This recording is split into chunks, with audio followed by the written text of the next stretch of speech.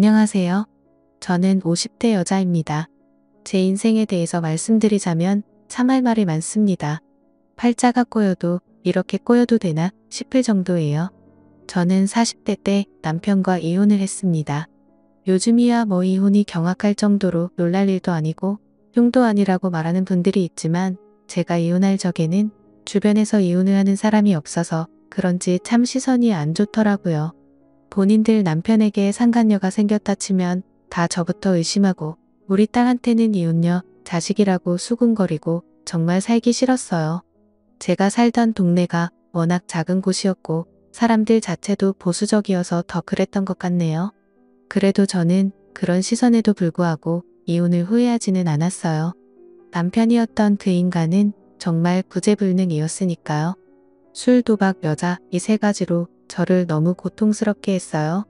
이런 인간이 뭐가 좋다고 결혼했는지 이혼은 후회 안 하지만 결혼만큼은 정말 후회가 되네요. 결국 남편은 다른 여자에게 붙어먹고 말았어요. 그 여자가 아내와 딸을 버릴 만큼 좋았나 보죠. 둘이 동네에서 팔짱 끼고 다니는 걸 본 이후로 정말 미련 없이 이혼 서류에 도장을 찍어줬네요. 첫 결혼에 학을 떼서 그런지 그 이후로는 두 번째 결혼이니 연애니 이런 생각이 전혀 안 들더라고요. 오히려 혼자 사는 게 편했어요. 저는 딸에게도 능력만 있으면 혼자 사는 것도 나쁘지 않다고 말하곤 했습니다. 딸과 함께 이혼녀로 사는 거 정말 쉽지 않은 삶이었습니다. 일단 저희 둘은 그 동네를 피해 이사를 가야만 했어요. 이혼한 여자에 대한 시선이 정말 견디기 힘들더라고요. 따지고 보면 피해자는 나고 가해자가 남편인데 왜 그런 색안경을 끼고 보는 건지 이해할 수 없었습니다. 어쨌든 저리 싫으면 중이 떠나야지요. 저는 다른 동네에서 딸과 새 출발을 했습니다. 저희 딸은 부모의 이혼 때문인지는 몰라도 어렸을 적부터 아주 생각이 성숙했어요. 커갈수록 친구 같고 의지하게 되더라고요. 이혼할 당시 14살이었던 딸은 어느새 성인이 되고 취업을 했어요. 그동안 저는 열심히 딸을 뒷바라지했고요. 주로 호프집 주방에서 일을 했습니다. 할 줄 아는 게 요리뿐이어서 그 일을 시작했고 아시다시피 호프집은 주로 밤에 영업을 하니까 딸에게 이른 저녁을 먹이고 출근한 뒤 새벽에 퇴근해서 딸을 등교시키곤 했지요. 그렇게 10년 정도 일을 했네요. 딸이 첫 월급을 통째로 봉투에 담아 저에게 줬을 때 어찌나 눈물이 나던지요. 그 감정은 정말 정확하게 표현할 순 없지만 여태껏 남편 없이 혼자 딸을 키운 것에 대한 뿌듯함과 서러움이 섞였던 것 같네요. 인생 잘 살았다고 생각했어요. 비록 실패한 결혼이었지만 보물같이 귀한 딸을 얻었잖아요. 딸은 저에게 조심스럽게 엄마는 애인이 없냐고 물어보더라고요. 없다고 했더니 그래도 외로움을 나눌 사람 한 명 정도는 만나보는 게 어떻겠냐고 그러더라고요. 엄마 걱정해주는 거야. 어릴 땐 엄마가 다른 남자 만나는 게 싫었는데 이젠 여자로서 엄마를 생각하니까 외로울 것 같아. 기회 되면 남자도 만나고 그래. 됐다. 이제 남자라면 지긋지긋해. 제 딸이 어느새 엄마의 외로움을 걱정한 아이가 되었다니 세월 참 빠르죠. 딸은 저에게 이제 일을 좀 쉬라고 하더라고요. 제가 온몸에 파스를 붙이고 다니니 걱정이 되었나 봅니다. 저도 나이 50을 훌쩍 넘어가니 온몸에서 신호가 오더라고요. 손목이 너무 아프고 어깨도 가끔 죽을 듯이 아팠어요. 아무래도 여태껏 써온 몸이 낡았으니 그만 쓰라고 아우성을 치는 것 같더라고요. 병원에서 물리치료를 몇 번 받아봤지만 크게 나아지지 않아서 저는 지인들의 추천으로 한의원에 찾아갔어요. 동네에서 나름 유명한 한의원인데 꽤 오래 운영했다고 하더라고요. 원장에게 진료를 받았는데 참 인상이 좋더라고요. 저와 비슷한 나이대로 보이는데 참 단정한 외모를 가지고 있더라고요. 그날 진료를 받고 침을 맞고 돌아오는데 정말 신기하게 병원에 갔던 것보다 몸이 개운하더라고요. 오길 잘했다고 생각했죠. 동네 어르신들 보면 주기적으로 한의원에 가서 침을 맞으시던데 그 이유를 알겠더라고요. 저는 그 이후로 몇 번 더 한의원에 갔습니다. 그러다 보니 한의원 원장과 어느 정도 친숙해졌죠. 어디 사는지 나이는 몇인지 이것저것 알게 되었습니다. 저보다 4살이 많더라고요. 어느 날 원장은 진료를 마치고 저에게 단골이시니 체질을 점검해 주겠다며 이것저것 물어보더라고요. 어떤 음식이 안 맞고 어떤 음식이 맞는지 그리고 어떤 장기가 약하고 강한지 체질마다 다르다며 저에게 식단을 짜주겠다고 하더라고요. 그리고 슬며시 저에게 따로 연락을 해도 되냐고 물어보더라고요. 저는 거절했습니다. 아내와 자식이 있는 분과 사적으로 연락을 하고 싶진 않네요. 여태껏 혼자 애 키우면서 그런 오해 많이 받았거든요.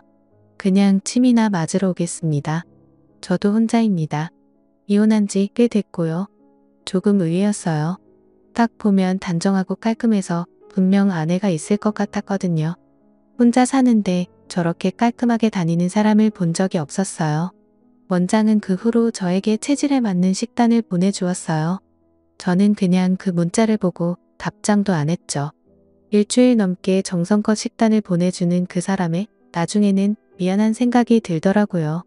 내가 뭐라고 이 사람을 거절하다. 이런 생각도 솔직히 들었고요.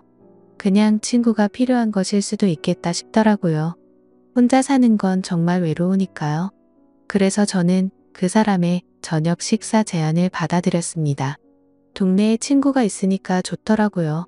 여태껏 저는 사람들과 잘 어울리지 못했어요. 일하는 시간대도 안 맞았을 뿐더러 저의 상황 때문인지 몰라도 저 스스로 관계를 피하고 있었어요.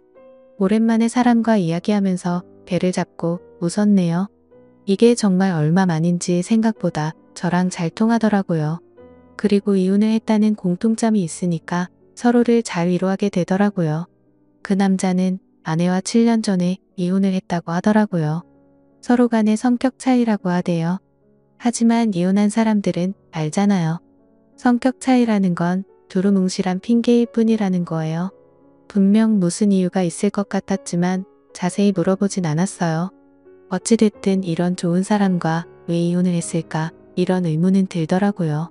그 남자는 저의 전 남편과는 완전 상극이었어요. 술도 안 마시고 자상하고 계획적이고 그런 부분들을 보면서 이 남자에게 더욱 호감을 느꼈던 것 같아요. 사람 마음이라는 게 이렇게 쉽게 이끌려도 되나 싶을 정도였죠. 그렇게 친구처럼 쭉 만나다가 어느 날 딸에게 들키고 말았어요. 제가 전화하는 걸 딸이 듣고는 바로 애인 생겼냐고 묻더라고요. 저는 그냥 친구라는 식으로 대답했어요. 조금 민망하더라고요. 예전에 남자라면 지긋지긋하다고 큰 소리 쳤는데 말이죠. 딸은 진심으로 저를 축하해줬어요. 그리고 나중에 한번 소개시켜 달라고까지 하더라고요. 저는 그것까지는 좀 아닌 것 같아서 대충 둘러댔어요. 저희는 같은 동네에 살아서 거의 매일 만나다시피 했어요. 저는 어차피 진료를 받으러 한의원에 가야 했고 가서 같이 점심을 먹거나 진료가 끝나면 같이 저녁을 먹거나 했어요. 그 사람 집에 한번 가봤는데 어찌나 깔끔하게 잘 해놓던지 사실은 사람 집에 가기 전까지만 해도 이 사람이 아내가 있는데 나한테 거짓말을 했을 수도 있겠다 싶었는데 직접 집에 가보니 정말 혼자 살고 있더라고요. 빨래도 잘 정돈해놓고 청소기도 매일 민다고 하더라고요. 저보다 더 깔끔한 것 같더라고요. 그리고 저에게 요리를 해주는데 정말 기쁜 마음으로 받았습니다. 생전 처음 듣는 스페인 음식이라며 볶음밥 같은 걸 해주는데 맛있더라고요. 그걸 어디서 배웠냐고 물었더니 요새는 핸드폰으로 검색만 하면 다 나온다고 하더라고요. 평생 내가 직접 요리해서 먹기만 했어서 그런지 남이 요리를 정성껏 해주니까 감동이더라고요. 그것도 남자가요. 저는 이 남자의 섬세함에 점점 빠져들었어요. 한편으로는 살았더라고요. 이런 연애질을 50대 중반에 시작한 게 너무 아쉽고 청춘이 아까워서요. 그렇게 1년을 쭉 만났어요. 이제는 서로에 대해서 거의 다 안다는 생각이 들더라고요. 1년 정도 지나니까 정말 정이 많이 들었어요. 사실 사람을 만날 때 조심하고 만나는 편이라 저는 절대 이 남자에게 빠져들지 않을 거라고 생각했는데 저도 모르게 이 사람에게 질투도 하고 그러더라고요. 저도 제가 모르는 모습을 연애하면서 많이 발견했네요. 결국 저는 그 남자와 함께 제 딸을 만났습니다. 식사를 같이 하면서 이런저런 이야기를 나눴는데 딸이 그 사람을 정말 좋아했어요. 다행이었죠. 딸은 집에 돌아와서도 그 아저씨 좋은 사람 같으니까 계속 만나보라고 하더라고요. 드디어 엄마가 외롭지 않게 되어서 다행이라며 좋아하는 딸의 모습을 보니 저도 기분이 좋았습니다. 또한 아빠 없이 산 세월 원망도 많이 했을 텐데 구김살 하나 없이 잘 자라주어서 어찌나 고맙던지요. 그러던 어느 날이었어요. 제 생일날 그 남자는 저녁 식사로 좋은 식당을 예약해놨더라고요. 이게 무슨 일인가 싶었는데 저에게 진지하게 이야기를 하더라고요. 앞으로 인생을 함께하고 싶다고 합니다. 저는 그 말을 듣자마자 눈물을 흘렸네요. 그동안 제가 살아온 삶이 주마등처럼 머리 위로 스쳐 지나가더라고요. 이렇게 좋은 사람을 만나서 좋은 대접을 받는 게 꿈만 같았어요. 사실 여태껏 내 주제에 무슨 사랑이냐는 생각을 많이 했거든요. 하지만 그 남자를 만나고 나서부터 저는 충분히 사랑받을 수 있는 사람이라는 걸 깨닫게 되었어요. 그것만으로도 그 사람에게 너무 감사하더라고요. 그리고 그날 밤 저희는 그 남자 집에서 하룻밤을 함께 보내게 되었습니다. 사실 그 전까지는 그런 관계가 아니었죠. 저는 그 남자에게 푹 빠져버린 상태여서 그날 밤은 헤어지고 싶지 않더라고요. 저희는 서로 정말 애틋하게 바라봤습니다. 그런데 저는 그 남자의 모습을 보고 얼어붙어 버렸습니다. 그날이 바로 그 남자와의 처음이자 마지막 밤이었네요. 저는 그 남자가 바지를 내리는데 순간 저는 발목에 있는 무언가를 보고 말았습니다. 바로 전자발찌였어요. 그걸 실제로 본 건 처음이었어요. 평소에 시사 프로를 보면 전자발찌에 대해서 이야기를 많이 해서 익히 알고 있었어요. 제가 알기로는 전자발찌라는 건 성범죄자들이 차고 다니는 것이었어요. 그렇다면 내가 만났던 이 사람이 그런 전과가 있는 사람인가 싶더라고요. 머리가 복잡했어요. 저는 그걸 보고 표정이 굳은 채 가만히 앉아 있었어요. 남자는 저의 표정을 읽더니 다시 바지를 입고서는 제 옆에 앉더라고요. 많이 놀랐냐고 하더라고요. 그래서 제가 그럼 놀라지. 안 놀라냐고 뭐라 했어요. 어떻게 이걸 말을 안 할 수가 있냐면서요. 자기기 말 좀 들어달랍니다. 전자발찌를 차게 된 계기에 대해서 남자는 말을 해줬습니다. 들으면서 자연스럽게 아내와 이혼을 하게 된 이유도 듣게 되었지요. 남자는 전 부인을 성적으로 추행한 혐의로 전자발찌를 차게 된 것이라고 하더라고요. 그것도 한 번이 아니라 여러 번을 그랬다고 합니다. 남자 말로는 아내를 사랑했고 고의가 아니었다고 하는데 사실 전자발찌를 찰 정도면 혐의가 어느 정도 인정이 된 것 아닌가요? 저는 기가 막혔습니다. 그 이후로 전 아내가 살고 있는 동네에 접근을 할 수 없다고 합니다. 그러고 보니 이 남자가 여행을 잘 안 간다고 했단 말이 떠오르더라고요. 다 이유가 있었네요. 다른 범죄도 아니고 성범죄니까 더욱 혼란스러웠어요. 저는 남자에게 왜 아내를 그렇게 했냐고 물었어요. 그 남자가 말하길 아내가 자기 말을 듣지 않아서라고 합니다. 순간 소름이 돋더라고요. 저는 그 대답을 듣고 바로 자리에서 일어나서 현관문을 열고 나왔습니다. 엘리베이터를 누르는데 손이 벌벌 떨리더라고요. 그 남자가 저를 쫓아서 나오더라고요. 저는 너무 무서운 나머지 계단으로 내려갔어요. 집까지 어찌나 뛰었던지 숨을 헐떡대며 현관문을 꽉 잠갔네요. 지금 생각해도 치가 떨립니다. 계속 그 남자에게 전화가 오더라고요. 저는 일단 그 남자에게 문자로 이제 그만 만나자고 한 뒤 그 연락처를 차단해버렸습니다.